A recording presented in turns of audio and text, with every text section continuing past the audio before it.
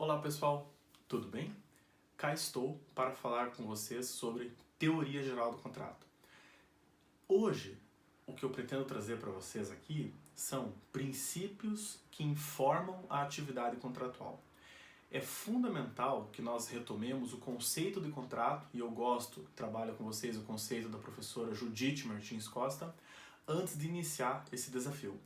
Para a professora Judite Martins Costa, contrato é toda atividade humana que visa a circulação de riqueza do patrimônio de uma pessoa para outra, dotada de vinculabilidade jurídica e reconhecimento social. Isso quer dizer que contrato não é um fato natural, contrato não é um fato jurídico, pois sempre há o elemento vontade como determinante, portanto, contrato é um fato humano. As pessoas realizam contratos, dos quais sempre se espera um efeito e sempre se busca o aperfeiçoamento da vontade humana. Então essa primeira partezinha do conceito nos diz isso. Atividade humana, dotada de vinculabilidade jurídica. Por quê? Quando eu faço um contrato com alguém, nasce uma relação jurídica. Essa relação jurídica que liga os interesses de uma pessoa, muito mais do que ligar pessoas, né? Liga os interesses econômicos de uma pessoa aos interesses econômicos de outra pessoa. Então, existe bastante divergência em alguns conceitos na doutrina, eu vou mostrar para vocês alguns aqui, mostrando inclusive o livro de onde eu extraí eles, mas esse conceito da professora Judite é muito bom.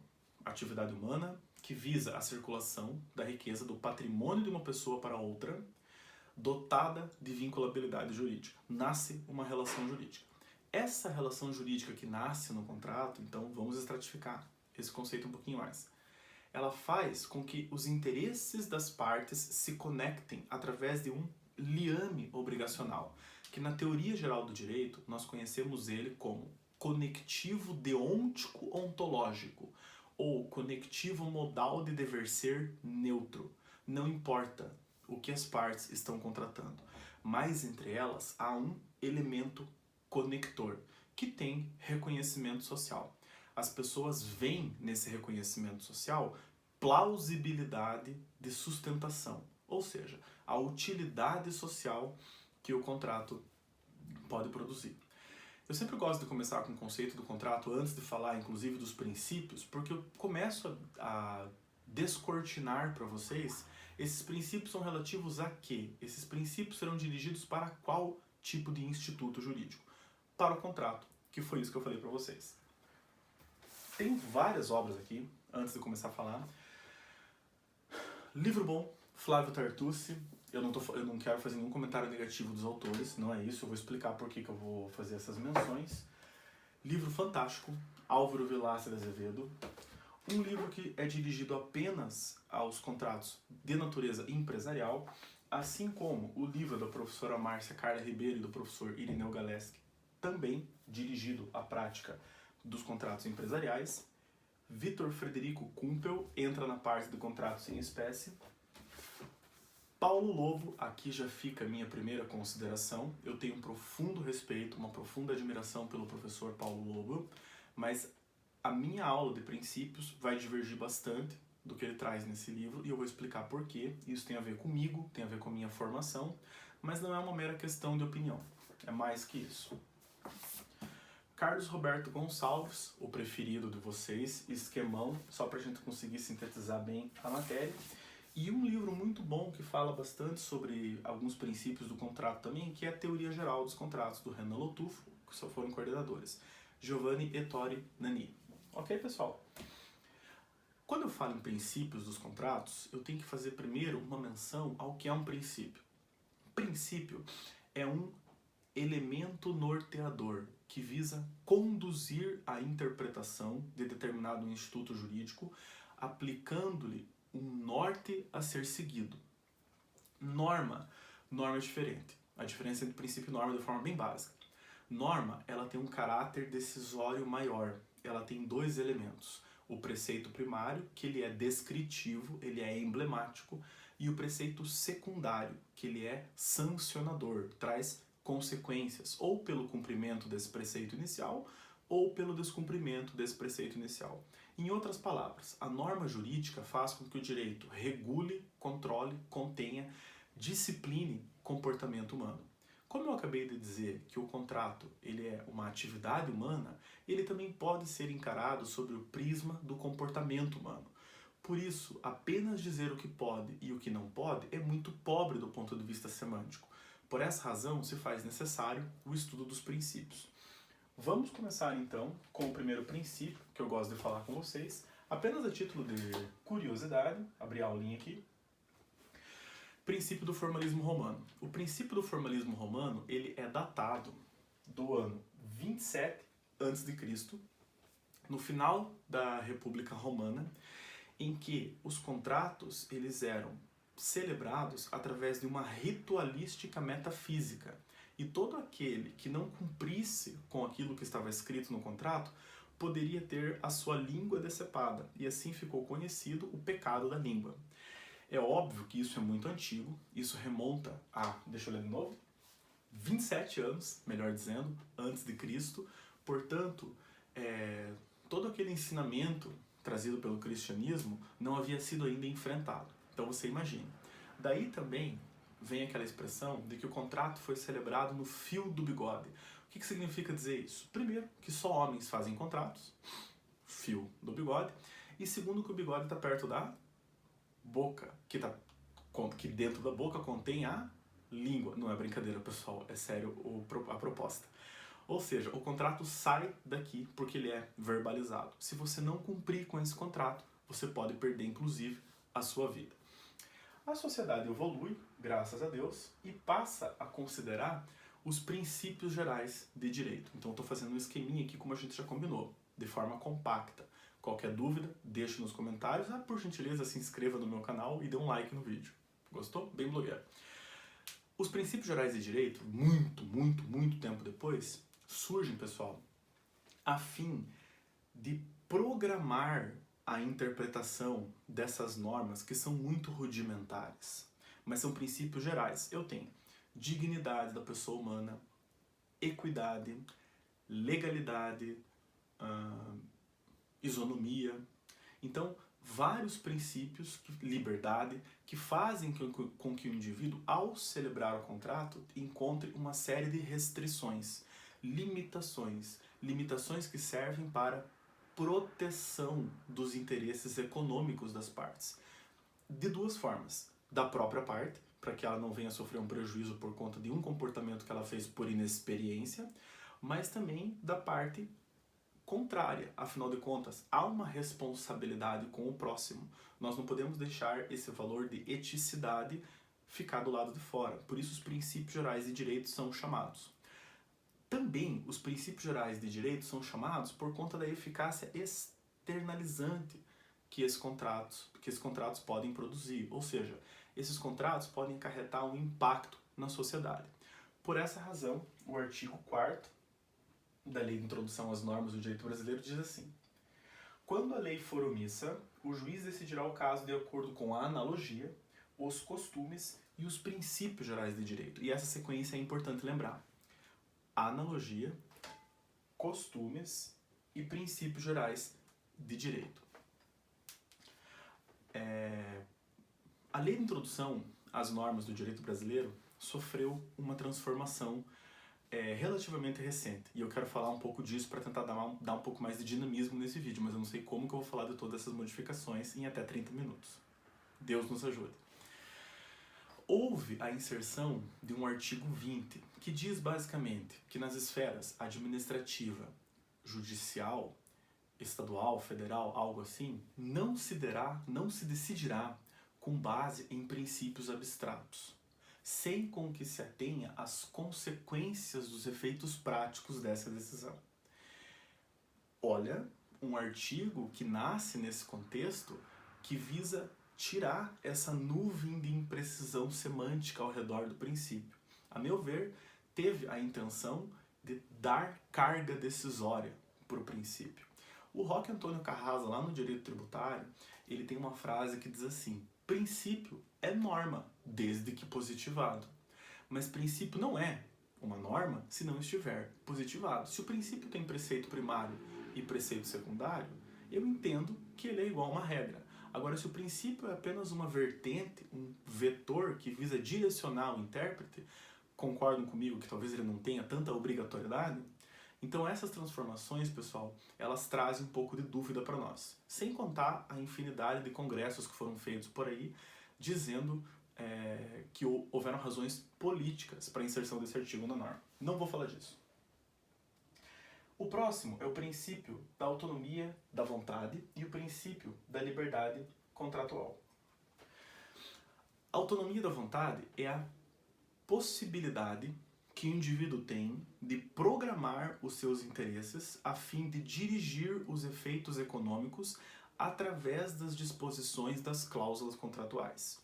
Mas aqui vem uma advertência de um livrinho que eu gosto muito, que é do Álvaro Vilaça de Azevedo. Antes da reforma de 2019, que foi com a medida provisória da Declaração dos Direitos Econômicos, 881, né, que foi convertida em lei, não lembro o número da lei agora, 13.000 alguma coisa, o Álvaro já fazia uma seguinte advertência. O Código Civil, quando foi estudar esses princípios, fez uma confusão entre liberdade de contratar e liberdade contratual. Para esse autor, que é um autor que eu gosto muito, que está no Xerox, dúvidas, só ir até a literatura, é muito fácil isso, ele vai dizer assim: liberdade de contratar é a liberdade para celebração dos contratos. Já liberdade contratual é a liberdade que eu tenho de ver a naturalidade do contrato. Através do quê? De ações revisionais.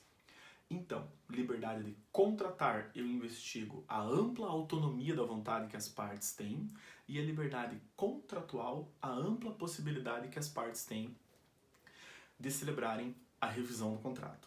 Aqui, novamente, 2020 chegou com tudo, coronavírus, estamos aqui tendo uma aula, esqueci de mencionar isso, porquê dessa aula à distância, né? Por conta dessa pandemia caótica, tá infeliz, tá triste isso, né? Tá todo mundo preso em casa, quem pode ficar. Também houve uma alteração nesse sentido e agora eu vou até a lei. Vamos à lei. Ajuda, computador. Aqui tem o número da lei. A medida provisória da Declaração dos Direitos e Liberdade Econômica foi convertida na lei 13, falar de frente para vocês, 13.874 de 2019. 421, que fala da própria função social, que daqui a pouco eu vou dizer, mas também diz algo a respeito da autonomia, vai dizer assim: a liberdade contratual. O Álvaro faz essa advertência. Código Civil está escrito errado. Deveria estar escrito o quê? A liberdade de contratar. Ou então, abrir a possibilidade, agora não é o Álvaro que está falando isso, porque eu disse esse assunto é muito novo, sou eu que estou fazendo uma interpretação do Álvaro, a possibilidade de revisar os contratos deveria ser exercida nos limites da função social. Quem vai dizer isso vai ser... deixa eu trazer ele para pertinho de nós aqui. Paulo Lobo. Com todo respeito, eu discordo de tudo o que esse autor falou. Não faz sentido, eu vou mostrar para vocês aos poucos. Toda vez que um contrato não prevalece os seus efeitos econômicos e prevalece os seus efeitos sociais, fica descartada a vontade das partes. E qual é o risco disso?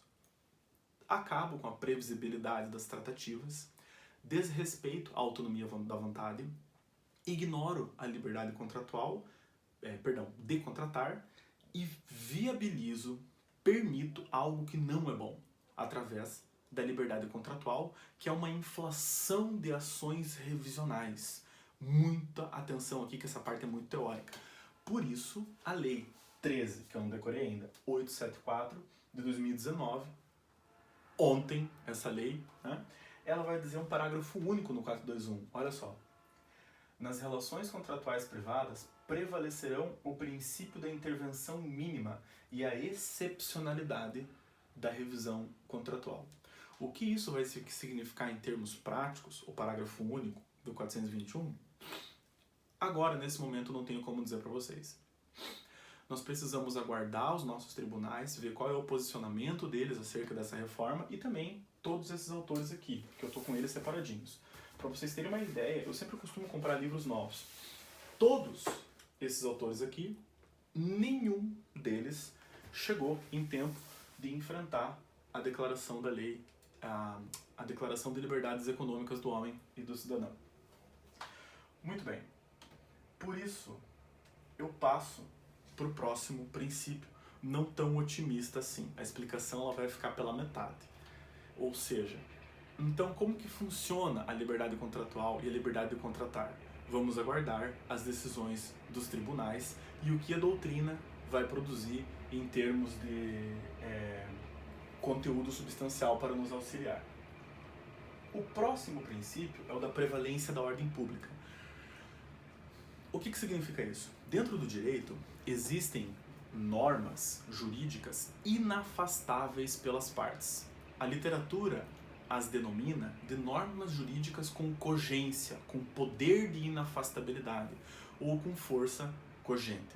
Essas normas, como por exemplo, a proteção da vulnerabilidade do consumidor, a prevalência da vontade não escrita, mas intencional, lá na teoria da declaração, no Código Civil, prevalecem e não podem ser afastadas pelas partes, porque se forem afastadas, por exemplo, se eu, num contrato, eliminar a possibilidade de garantia contratual pelo defeito oculto, eu estou afastando uma norma de ordem pública, um princípio com força inafastável, chamado no direito de força cogente.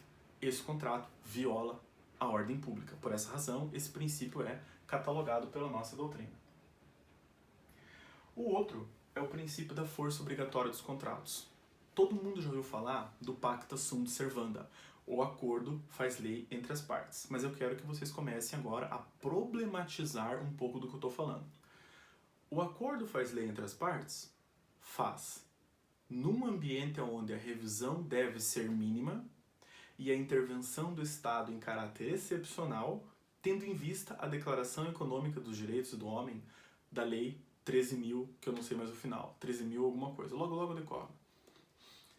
Como que fica? Também não sei apresentar essa resposta para vocês agora. Vamos precisar o quê? Aguardar os nossos tribunais e a nossa doutrina. Mas pacta sunt servanda significa dizer o que está escrito no contrato deve ser cumprido. E agora, com o auxílio dessa reforma do 421, parágrafo único, deve ser cumprido e sendo a intervenção do Estado mínima e a revisão em caráter excepcional. Ou seja, meu amigo, paridade de condições não vem discutir contrato comigo. Meu Deus. Eu consigo entender as razões do legislador. Foram sempre razões boas, razões com plausibilidade. A vontade do legislador aqui é de aumentar a segurança jurídica. Com isso, atrair investidor e desenvolver a economia do país. Por isso que a lei é chamada de Declaração Econômica dos Direitos do Homem. Mas eu espero, do fundo do meu coração, que não existam distorções dessa norma, né? Por exemplo, como que uma distorção poderia chegar? O contrato foi prejudicial a uma das partes, mas o juiz se recusa a analisar esse contrato porque a intervenção será mínima e a revisão excepcional. Difícil. Outro princípio é o princípio da boa-fé objetiva. Eu adoro esse princípio. Tá lá em cima, nas minhas caixas de leitura dos materiais do mestrado e do doutorado. Mas faço questão de mostrar, pessoal, porque fica bem divertido. Esse povo todo aqui, com exceção de um autor, e agora eu vou falar rapidamente dele, Márcia Carla Ribeiro e Irineu Galeski. Esses autores todos aqui dizem que boa-fé objetiva. O contrato tem que guardar o princípio da boa-fé na fase pré-negocial ou tratativa, de execução continuada ou diferida, e também na fase pós-contratual, quando as obrigações que instrumentalizaram o contrato forem extintas, ou seja, tem que ter boa-fé em tudo. E boa-fé é dever de lealdade, transparência e honestidade. Mas o direito empresarial, adoro essa professora, todo mundo sabe, não é segredo. O direito empresarial traz uma hipótese, e eu vou carregar um exemplo com vocês aqui, eu quero que vocês pensem junto comigo. Imagine uma rede de hotéis de luxo, e essa rede de hotéis acaba criando uma holding. Essa holding que controla essa rede de hotéis cria vários hotéis derivando desse hotel principal. Essa situação que eu vou dizer para vocês aqui, ela existe, mas eu não gostaria, como é vídeo, eu não gostaria de dizer o nome do hotel. É uma situação real. Mas imagina lá, Hotel X. Hotel X. Hotel tal. Ai, que vontade de dizer o nome do hotel, mas no vídeo não pode. Imagine que esse hotel tem um hotel a cada 2 quadras na cidade do Rio de Janeiro. E esse hotel X, que tem várias redes de hotéis, também X, ele oferece serviços de várias naturezas. Só que cada dono desse hotel faz parte de uma espécie de franqueador. Ou seja, ele pode se dar ao luxo de ter o segredo do negócio. Segredo do negócio? Então agora eu quero que vocês compatibilizem. Como encaixar o direito ao segredo do negócio com o dever do princípio da boa-fé, que propõe a extensão máxima do princípio da transparência? É que na verdade não propõe a extensão máxima. Então, imagine que o Hotel X, 5 estrelas, com cozinha internacional, oferece um café da manhã maravilhoso. O Hotel X, da mesma rede, com o mesmo nome, só que 4 estrelas agora, tem uma diária inferior. E o café da manhã não é o mesmo. Ou então, é o mesmo. Porque alguém atravessou a rua, foi lá e viu como é que funciona. Mas isso poderia representar uma restrição, uma violação contratual. Eu lembro, quando eu estive nesse hotel, eu entrei fazendo um story dentro do hotel. E eu falei, puxa, que hotel lindo. E a primeira coisa que eu vi que me chocou foi a mesa do café da manhã. Eu achei aquilo de um extremo bom gosto. E eu falei, vou mostrar para os seguidores, vou mostrar para os seguidores. E entrei filmando. Do nada, apareceu um concierge e falou assim, senhor, por gentileza, não filme a nossa mesa do café da manhã. Aí, naquela hora, assim, quase pego desprevenido, eu falei, mas por que eu não posso filmar a mesa do café da manhã desse hotel?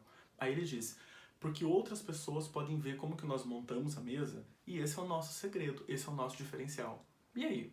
Isso viola o princípio da boa-fé? Não viola. Por isso que a Paula Forgione, ela tem uma afirmação, não chega a ser uma afirmação, mas um raciocínio muito interessante. Esse sectarismo, quando eu falo de boa-fé objetiva, ou seja, o que não é boa-fé objetiva é má-fé, tem que acabar, porque existem várias hipóteses de boa-fé, por exemplo, nos contratos empresariais em que há uma pequena restrição de um desses 3 deveres, lealdade, transparência e honestidade, sem representar uma infração contratual ou então o afastamento de uma norma de força cogente. Né? Interessantíssimo caso, tem material disponibilizado para vocês também lerem com mais calma. Cheguei onde eu queria, meu Deus. Função social do contrato. Pessoal, esse é pano para manga. Vou ter que ler de novo o 421. Vamos abrir a lei. A liberdade contratual será exercida nos limites da função social do contrato, estando o parágrafo único dizendo que a partir de agora a função social deverá ser mínima, é o que eles estão dizendo, porque a intervenção do Estado deverá ser mínima e a revisão em caráter excepcional. E o 421 nasce agora o 421A. Vou ler para vocês. 421A do Código Civil. Os contratos civis e empresariais presumem-se paritários e simétricos até a presença de elementos concretos que justifiquem o afastamento dessa presunção, ressalvados os regimes jurídicos previstos em leis especiais, Código de Defesa do Consumidor, Consolidação das Leis do Trabalho. Vamos pro hotel de novo? Hotel X, no Rio de Janeiro. Meu Deus, que saudades. Em tempos do coronavírus eu tenho que me contentar em ficar preso nesse quarto. O Hotel X, chique, no Rio de Janeiro, pessoal, é paritário? Cada hotel tem um capital social semelhante, só difere nos serviços que presta, logo difere nos hóspedes que recebe. Mas concorda que há uma certa paridade? Então imagine que entre eles surge uma questão. O hotel ali do lado copiou o meu café da manhã. O meu café da manhã era o grande diferencial. E o medo, na verdade, era que fosse copiado o serviço de mordomia, o serviço de mordomo do hotel. O serviço de abertura e fechamento das camas. Por isso que não queriam que fumasse nada no primeiro momento. Depois que eu fui descobrir que se uma pessoa tem milhões de seguidores, ela nem paga para se hospedar nesse hotel. E conforme você anda nesse hotel, havia vários refletores de luz para você, como eu estou no refletor de luz aqui, para você entrar na frente ali, colocar a carinha ali na frente e fazer um story. E se você fizer um story sem mostrar o serviço, sem mostrar o segredo do negócio, sem mostrar o diferencial, você não pratica nenhum tipo de infração na tua qualidade de hóspede, portanto, na tua qualidade de contratante. Essa é a questão. Como fica a função social nesse cenário?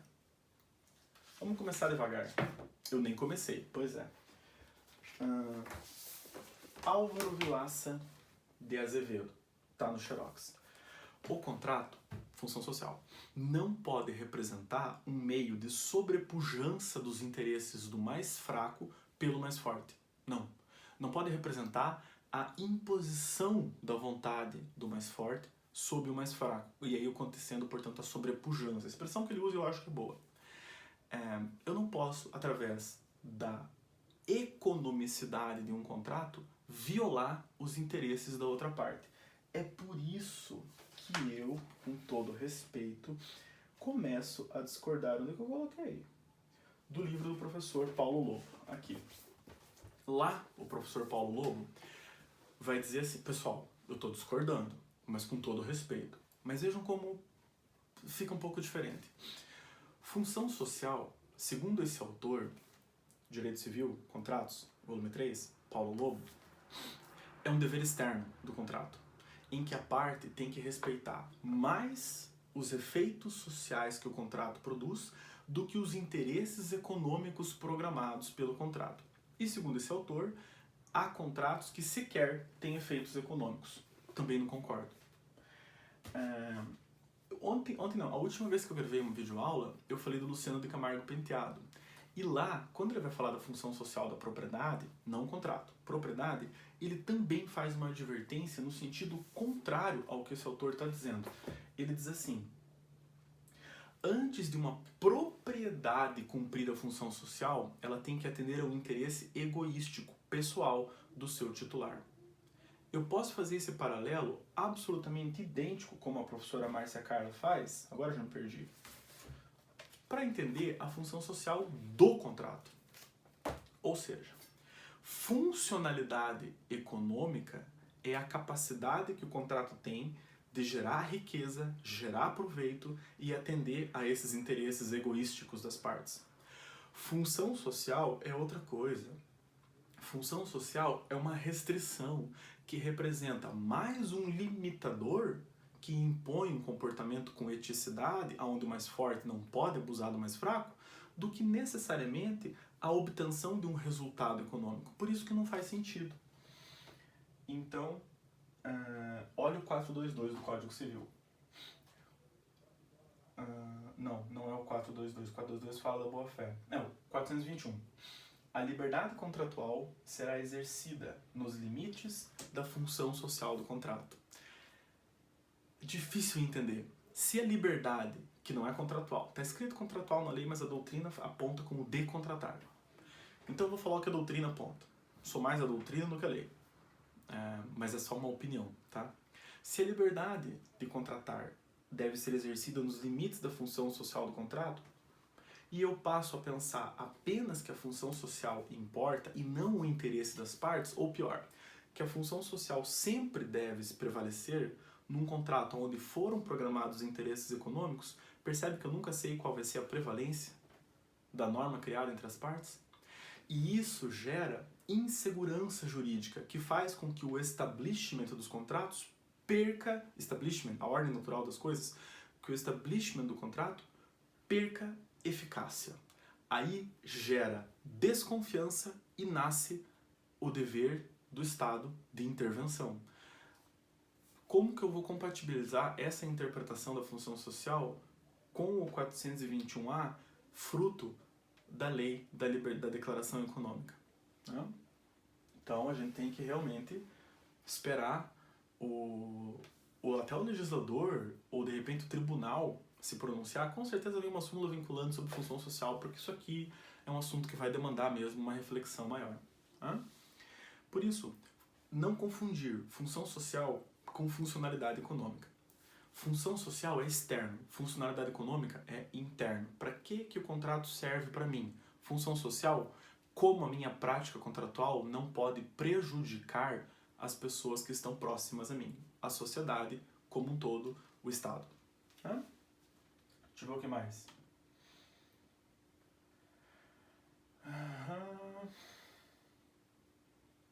Princípio da comutatividade e princípio da equidade.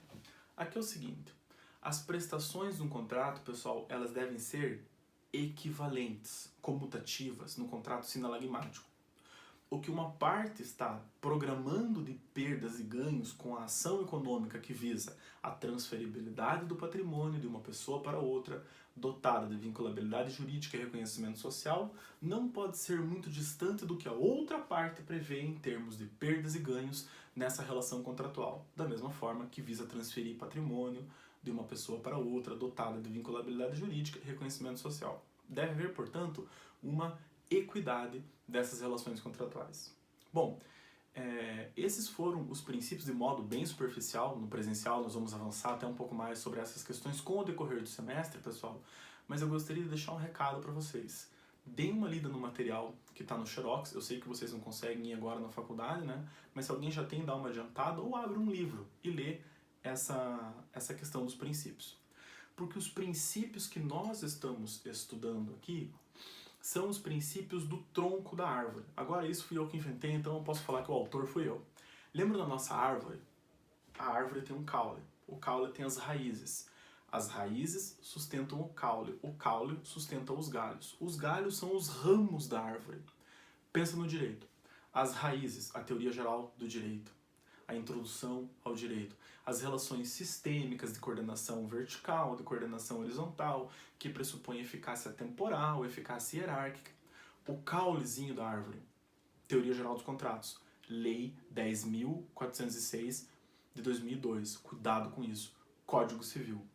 Especializou o contrato, obrigatoriamente mudou a forma de aplicar e manejar esses próprios princípios. Imagine que um galho da árvore, está faltando um quadro para eu desenhar uma árvore linda aqui.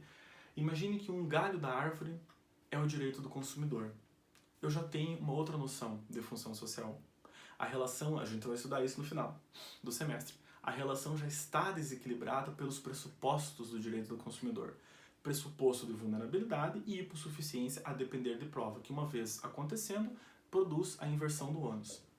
Direito do trabalho, se a relação for seletista, regida pelo artigo 3º, pessoalidade, subordinação, hierarquia, alteridade, cumprimento de ordens, onerosidade, né?